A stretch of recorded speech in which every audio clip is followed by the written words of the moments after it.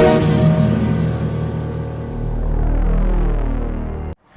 दोस्तों, कैसे हो आप लोग। तो दोस्तों लास्ट टाइम मैंने आपको पढ़ाया था क्लास 11 का बायोलॉजी का दोस्तों पहला चैप्टर। मैंने आपको बेसिक से स्टार्ट कर दिया था और मैंने आपको दोस्तों याद है मैंने फीचर स्टार्ट किया था। तो बायोलॉजी के दोस्तों पहले चैप्टर का नाम था बायोडायवर्सिटी। तो आप लोग मुझे बताइए सबसे पहले कि डायवर्सिटी का मतलब क्या होता है। तो एक सिंपल वर्ड में याद रखना, variety of anything is called as a diversity. मतलब किसी भी चीज का वैरायटी होता है उसे हम डायवर्सिटी कहते हैं। When I'm talking about the biodiversity, मतलब बायो मैं बताया था लिविंग ऑर्गेनिज्म या लिविंग होता है, तो variety of living organism is called as biodiversity. Diversity का डेफिनेशन क्या है? Variety of anything is called as biodiversity. Biodiversity, variety of living organism is called biodiversity. अगर आपको दोस्तों याद होगा तो लास्ट टाइम मैंने पढ़ाया था ग्रोथ के बारे में। और हां, अगर आप लोग मेरा ग्रोथ वाला वीडियो ये जो मैंने टॉपिक कवर अप किया था वो वीडियो नहीं देखा तो प्लीज प्लीज प्लीज आप जाके पहले वो वीडियो देखिए। और हां, अगर आप मेरे चैनल पे नए हैं तो प्लीज मेरे चैनल को डियर लाइक करो यार, शेयर करो, सब्सक्राइब तो करो यार, प्लीज सब्सक्राइब करो यार। चलो टाइम वेस्ट ना करते हुए दोस्तों आज हम लोग सेकंड फीचर, मैंने आपको 5 फीचर्स बताए थे। ग्रोथ था, रिप्रोडक्शन था, मेटाबॉलिज्म था, सेलुलर ऑर्गेनाइजेशन था और 5वां कॉन्शियसनेस था, जिसके बारे में बेटा आपको मैं डिटेल में ग्रोथ के बारे में बता चुका हूं। आज दोस्तों हम स्टार्ट करेंगे रिप्रोडक्शन। रिप्रोडक्शन क्या होता है? सबसे पहले आपने 10th में ही पढ़ा है दोस्तों। मतलब क्या? Same, producing same kind of organism, मतलब अपने जैसे ही दूसरे सजीव को जन्म देना, वो रिप्रोडक्शन या प्रजनन कहलाता है। ये थोड़ा सा मैं हिंदी इसलिए बोल रहा हूं कि जो बेचारे वर्नाक्युलर मीडियम से आ रहे थोड़ा थोड़ा उनको प्रॉब्लम्स होगा दोस्तों। तो याद रखना रिप्रोडक्शन क्या होता है?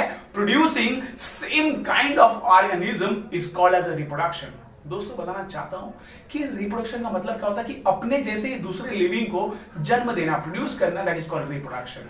तो रिप्रोडक्शन क्या होता है? Producing same kind of organism is called as a reproduction. अब रिप्रोडक्शन के डियर 2 टाइप्स होते हैं। पहला एसेक्सुअल, दूसरा सेक्सुअल। एसेक्सुअल रिप्रोडक्शन को बेटा हिंदी में कहते हैं अलैंगिक प्रजनन और सेक्सुअल रिप्रोडक्शन को कहते हैं लैंगिक प्रजनन। ये आप लोगों ने बेटा अपने 9th या 10th में पढ़ा होगा। तो एसेक्सुअल रिप्रोडक्शन में क्या होता है? बस इतना है ना, कुछ कुछ चीजें बताने जाता हूं। एसेक्सुअल रिप्रोडक्शन में बेटा याद रखना कि बस सिंगल पेरेंट होते हैं and there is a no formation of a gamete. हमेशा एक ही जनक होता है, उनमें युग्माणु का निर्माण या युग्मज का निर्माण नहीं होता। अगर आपको बोला है, मैं थोड़ा सा हिंदी कम कर रहा हूं दोस्तों, थोड़ा सा, क्योंकि मुझे लगता है तो मैं हिंदी मीडियम के लिए अलग से मैं वीडियो बायोलॉजी का बना दूंगा। फिलहाल हम स्टार्ट करते हैं reproduction. Producing same kind of organism is called as a reproduction. अब रिप्रोडक्शन के 2 बच्चे हो गए, मतलब एसेक्सुअल और sexual.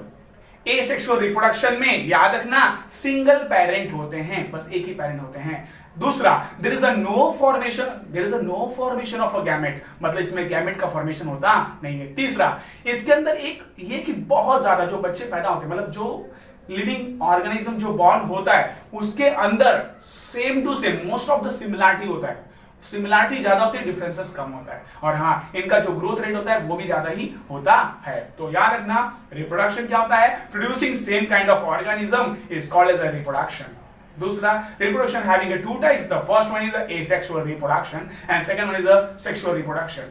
Asexual reproduction, it consists of only single parent, एक ही parents होता है। दूसरा, there is a no formation of a gamete. तीसरा, the similarities of a living organism which is born from the asexual reproduction has very close, मतलब बहुत ज्यादा होता है, very much in amount। चौथा दोस्तों याद रखना कि मैं बताना चाहता हूं कि इनमें का जो ग्रोथ रेट होता है वो काफी इंक्रीज ज्यादा होता है as compare to sexual reproduction. अब सेक्सुअल रिप्रोडक्शन क्या होता है? सेक्सुअल रिप्रोडक्शन में याद रखना दोस्तों कि इसके अंदर 2 पेरेंट इन्वॉल्व होते हैं। Sexual reproduction consist of 2 parents, male and female, मतलब उनके अंदर गैमेट का फॉर्मेशन भी होता है। There is a formation of gametes, male gamete and female gamete. तो दोस्तों याद रखना, और लेकिन उनसे जो बच्चे पैदा होते हैं, जो लिविंग ऑर्गेनिज्म बॉर्न होते हैं, जो प्रोड्यूस होते हैं दोस्तों, जो आता है प्रोजेनी जो जन्म लेती है डियर, बताना चाहता हूं कि उनके अंदर डिफरेंसेस ज्यादा होते हैं, सिमिलरिटी थोड़ा हमारा, जैसे हम लोग सेक्सुअल रिप्रोडक्शन से पैदा हुए जितने भी एनिमल्स वगैरह होते हैं, तो हमारे अंदर हमारे मॉम डैड से हमारी आंखें या नाक या गाल, जो भी हमारे बाल वगैरह, ये थोड़े बहुत मैच करते हैं। तो ये होता है सेक्सुअल रिप्रोडक्शन से दोस्तों। और हमारा जो ग्रोथ रेट होता है as compare to the asexual reproduction वो थोड़ा कम होता है बेटा। अच्छा, अगर बहुत सारे लोग ना अलग अलग जगह आपको अलग अलग नॉर्मली डेफिनेशन मिलता है रिप्रोडक्शन का, मैं आपको 3-4 टाइप का बता देता हूं। Producing same kind of organism is called reproduction. दूसरा, producing same kind of individual, individual माने भी याद रखना बेटा, बच्चा होता है, याद रखना, तो उसको हम लोग क्या बोलते हैं, रिप्रोडक्शन, इंडिविजुअल। और हाँ, डॉटर, हम लोग के मन में डॉटर माने क्वेश्चन आता है कि डॉटर माने तो लड़की होती है, यहाँ पे साइंस के लेवल में हम लोग बच्चा ही समझते हैं। तो producing same kind of a daughter cell, cell की बात करो, producing same kind of a daughter cell is called reproduction. या producing same kind of progeny, progeny, PROGENY, producing same kind of progeny is also known as a reproduction. तो ये था दूसरा characteristic की मतलब जो लिविंग, जो बच्चे पैदा करते हैं, जो रिप्रोड्यूस करते हैं, वो लिविंग बीइंग होते हैं। क्या आपको ऐसा लगता है क्या ये सही फीचर है कैरेक्टरिस्टिक लिविंग बीइंग का? क्या ये डिफाइनिंग प्रॉपर्टी है? मेरे हिसाब से तो नहीं है। अच्छा, कैसे नहीं है बताता हूं बेटा। आपने म्यूल का नाम सुना? Mule, MULE, mule. म्यूल माने दोस्तों वही खच्चर, अरे जो सामान लेके ढोता है, मतलब जो जाता है। म्यूल माने दोस्तों होता है खच्चर। आपको बता दूं खच्चर कैसे बनता है? जो खच्चर प्रोड्यूस होते हैं ना डियर, वो फीमेल हॉर्स, फीमेल हॉर्स समझते हो, घोड़ा रहता है, घोड़ी जिसको बोलते हैं घोड़ी, और मेल डोंकी, गधा, गधा गधा गधा नहीं गधा, तो जो डोंकी होता है, गधा होता है, फीमेल हॉर्स होती है, और मेल डोंकी होता है, उनका दोस्तों क्रॉस, मतलब उनका सेक्सुअल कांटेक्ट उनको लेके आ जाता है, उनका क्रॉस करवाया जाता है, जिससे खच्चर पैदा होता है दोस्तों। और खच्चर बता दो बेटा, खच्चर are not capable to reproduce, मतलब खच्चर they are not able to reproduce, वो कैपेबल नहीं होते, खच्चर बच्चे पैदा नहीं कर सकते, वो रिप्रोड्यूस नहीं कर सकते। तो क्या खच्चर नॉन लिविंग थिंग हो गया? है तो लिविंग थिंग ना। तो बेटा चलो एक एग्जांपल दिया, एक और एग्जांपल दिया बेटा। वर्कर बीज का नाम सुना आपने? वर्कर बीज, कामगार मधुमक्खियां, एक रानी मक्खी होती है जो बच्चा पैदा करती है, क्वीन बीज। ये होता है वर्कर बीज। जो कामगार काम करने वाली मधुमक्खियां होती है, वो भी बच्चा पैदा नहीं करती है, वो भी रिप्रोड्यूस नहीं कर सकती है, तो क्या वो भी नॉन लिविंग थिंग है? नहीं ना। अच्छा सब छोड़ो, चलो एक एग्जांपल होता है बेटा। बहुत सारे जो कपल्स होते हैं ना बेटा, आदमी औरत, मन से दू मेरा रू, husband wife, they are also not capable to produce a child. वो कुछ लोगों के अंदर ऐसा प्रॉब्लम्स होता है कि वो बच्चे पैदा करने की क्षमता उनके अंदर नहीं होती है, they are not having a tendency to reproduce, बच्चे नहीं पैदा कर सकते, जिसको हम लोग बोलते हैं इनफर्टाइल कपल। क्या बोलते हैं मेरा बेटा? Infertile couple. मैंने आपको 3 एग्जांपल दिया, आप बताओ क्या उन लोग बच्चा नहीं पैदा कर पाते, उनको बच्चा नहीं, तो क्या उन लोग क्या बेटा नॉन लिविंग थिंग है? क्या लिविंग थिंग है ना बेटा। तो मुझे बताओ आप लोग, क्या रिप्रोडक्शन बेटा डिफाइनिंग प्रॉपर्टी होगा? No dear. तो रिप्रोडक्शन बेटा क्या होता है? नॉन डिफाइनिंग प्रॉपर्टी होता है। मेरा पहला ग्रोथ था दोस्तों, याद रखना, मैंने आपको बताया था जो ग्रोथ होता है वो भी नॉन डिफाइनिंग प्रॉपर्टी, क्योंकि रेत का टीला बन गया था, याद है कि नहीं? वैसे ही चीज है। अच्छा चलो क्या बात है। दूसरा मैंने आपको बताया था बेटा रिप्रोडक्शन, मैंने आपको बोला कि सर जो बच्चे पैदा करते हैं वो लिविंग ऑर्गेनिज्म होते हैं, लेकिन मैंने आपको 3 एग्जांपल दिया ना। म्यूल माने खच्चर, समझ रहे? हाँ। दूसरा था वर्कर बीज, तीसरा था इनफर्टाइल कपल के बारे में। तो दोस्तों रिप्रोडक्शन का टॉपिक खत्म हुआ। एक आगे लेता बेटा मेटाबॉलिज्म के बारे में। मेटाबॉलिज्म बेटा एक ग्रीक वर्ड है जिसका नाम है मेटाबोलिन। याद रखना बेटा, मेटाबोलिन का मतलब क्या होता है? मोस्ट ऑफ द चेंजेस, इतना याद रखना बेटा। मेटाबॉलिज्म एक वर्ड से आया, ग्रीक वर्ड जिसका नाम है मेटाबोलिन। दोस्तों बताना चाहता हूं कि मेटाबॉलिज्म के अंदर तीसरी प्रॉपर्टी चालू कर दिया बेटा, तीसरा फीचर, हाँ याद रखना। मेटाबॉलिज्म के अंदर 2 टर्म आते बेटा, याद रखना। एक होता है कैटाबॉलिज्म, एक होता है एनाबॉलिज्म। कैटाबॉलिज्म का मतलब होता है ब्रेकअप। जैसे समझ लो यहाँ पे कुछ ऐसा, मतलब कुछ भी ऐसा रहेगा, उसको टुकड़े टुकड़े में मैंने डिवाइड कर दिया, टुकड़े टुकड़े में डिवाइड कर दिया, पेजेस ले टुकड़े में। तो अगर ब्रेकअप होता है, अगर मॉलिक्यूल का ब्रेकअप हुआ तो वो गया कैटाबॉलिज्म। लेकिन मॉलिक्यूल जब आपस में जुड़ते हैं तो उससे एक नया चीज बनता है, वो होता है एनाबॉलिज्म। मतलब क्या? सिंपल मैं आपको बता दूं बेटा, कैटाबॉलिज्म मतलब होता है टूटना, ब्रेकिंग, बरोबर, ब्रेकिंग ऑफ अ मॉलिक्यूल।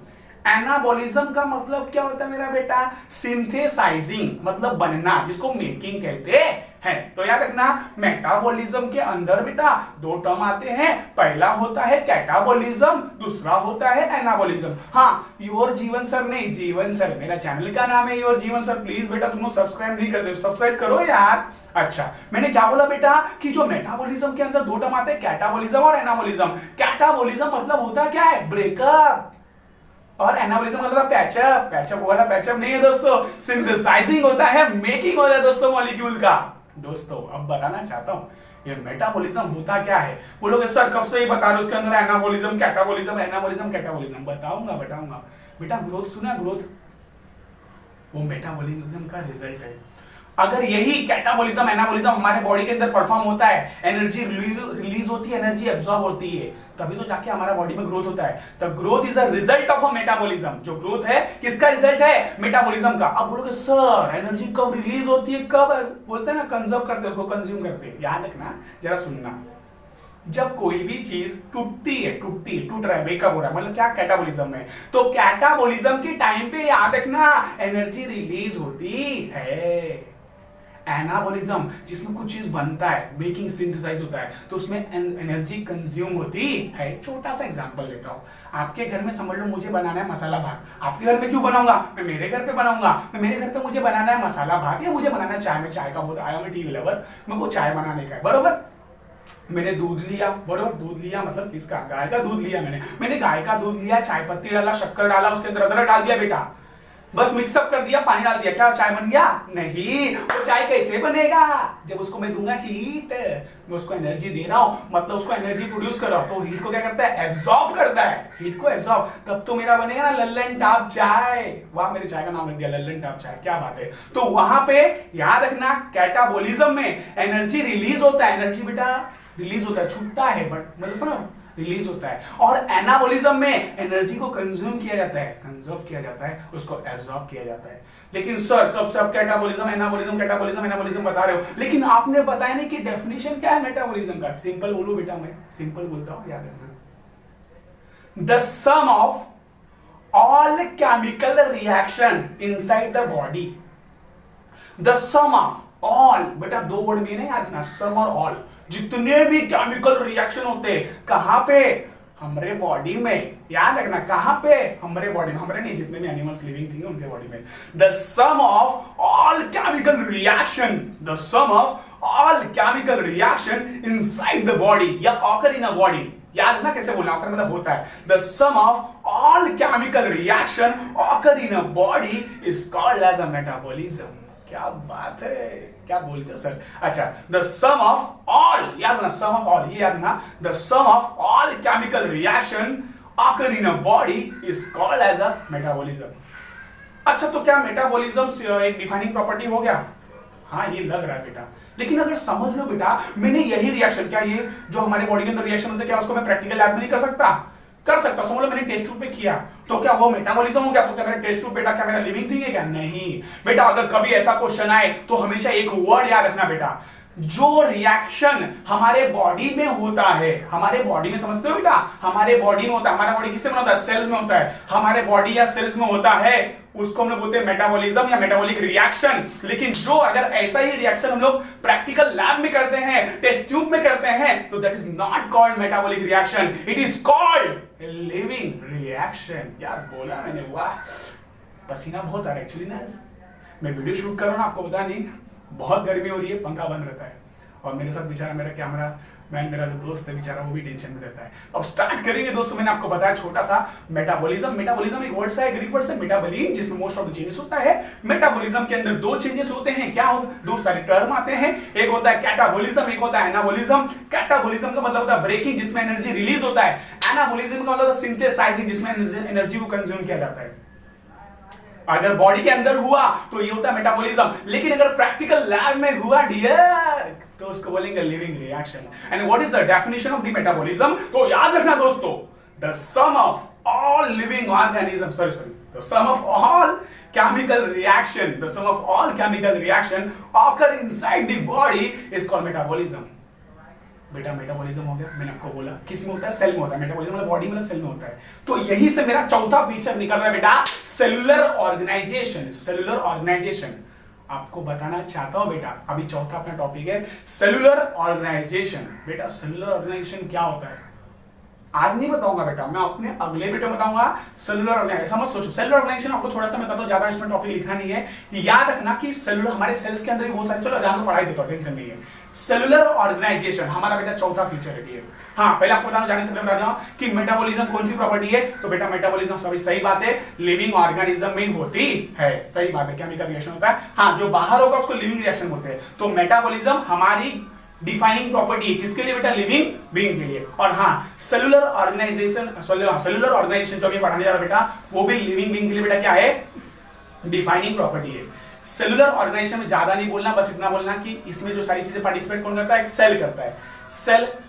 अब लिविंग ऑर्गेनिज्म दो टाइप्स के होते हैं, एक होता है यूनिसेलुलर, एक होता है मल्टीसेलुलर। यूनि मतलब होता है single, the organism which is made by the single cell, the organism which is made by the single cell is called unicellular organism। आपने बहुत सारे एग्जांपल पढ़ा है, अमीबा, पैरामीशियम, यूग्लिन, आप लोगों ने पढ़ा है, बात आपने सुना है। When I'm talking about the multicellular organism, multiple cell, the organism which is made by the multiple cell is called multicellular organism। और कौन है multicellular organism में? अरे हाथी, घोड़ा, पाल की जय कन्हैया लाल की, हर जानवर, हर प्राणी, हर एनिमल, दो हम लोग जो देख रहे बेटा, हम लोग भी आया मल्टीसेलुलर ऑर्गेनिज्म में। बेटा एक बात बताना चाहता हूँ, ये तो हमारा सेलुलर ऑर्गेनाइजेशन, लेकिन कब से सर सेल सेल सेल बोलो, लेकिन सेल होता क्या है बेटा? आपने 8th स्टैंडर्ड में पढ़ा था, सेल क्या होता है? Cell is the structural and functional unit of life. Life माने क्या होता है? जीवन। देखो आपके सामने जीवन खड़ा है, योर जीवन सर चैनल का नाम है, प्लीज सब्सक्राइब करो। मैंने क्या बोला? सेल इज द स्ट्रक्चरल, उसका कुछ ना कुछ स्ट्रक्चर होता है। Cell is the structure and functional. Function याद रखना, साइंस के लिए मेरे फंक्शन माने होता है काम, याद रखना दोस्तों, काम करना जो होता है फंक्शनल माने। Cell is the structural and functional unit of a life. Cell is the structural and functional unit of a life. क्या बात है, ये था हमारा दोस्तों सेल। अच्छा बेटा, जो बताना चाहता हूं कि सेल से आगे चल के क्या बनता है? Tissue. A group of a cell is called as a tissue. आगे फिर ऑर्गन बनता है ग्रुप ऑफ, ऐसा अपने को सेल और टिश्यू से मतलब है। सेल का डेफिनेशन बता दिया, cell is the structural and functional unit of a life, मैंने आपको बताया। A group of a cell is known as a tissue and tissue perform some function. Living organism में दो types, unicellular, multicellular. What is the meaning of uni? Uni means होता है single. The organism which is made by the single cell is called unicellular organism and the organism which is made by the multiple cell is called multicellular organism. दोस्तों यहां तक मैंने बताया cellular organisation. एक topic बचा है दोस्तों, जिसका नाम है कॉन्शियसनेस, लेकिन बताऊंगा अगले लेक्चर में। काफी गर्मी हुई है दोस्तों, तब तक के लिए प्लीज प्लीज आपके लिए बहुत हार्ड वर्क करो बेटा। मेरे चैनल को लाइक करो, शेयर करो, सब्सक्राइब करो। हाँ, लेकिन उससे पहले सेलुलर ऑर्गेनाइजेशन भी याद रखना, डिफाइनिंग प्रॉपर्टी है, तो बहुत मारूंगा बोलने का। डिफाइनिंग प्रॉपर्टी, ग्रोथ क्या था? Non defining. हाँ, लेकिन इंटरनल ग्रोथ जिसको बोलते हैं इंटरनल ग्रोथ, वो क्या था? Defining property. Reproduction non defining property है। फिर लिविंग में अच्छा, मेटाबॉलिज्म डिफाइनिंग प्रॉपर्टी, लेकिन लिविंग रिएक्शन बाहर का जो प्रैक्टिकल में नो ऐसा नहीं होता। अच्छा, चौथा बेटा क्या था? सेलुलर ऑर्गेनाइजेशन जो था हमारा डिफाइनिंग प्रॉपर्टी। प्लीज मेरे चैनल को लाइक करो, शेयर करो, सब्सक्राइब करो। 11वीं 11th का बेटा ये एसएससी बोर्ड का मैं एनसीईआरटी का बुक क्लियर करता हूं। अच्छा, चैप्टर नंबर 1 का पार्ट 2 वीडियो था। तब तक के लिए दोस्तों थैंक यू, जय हिंद।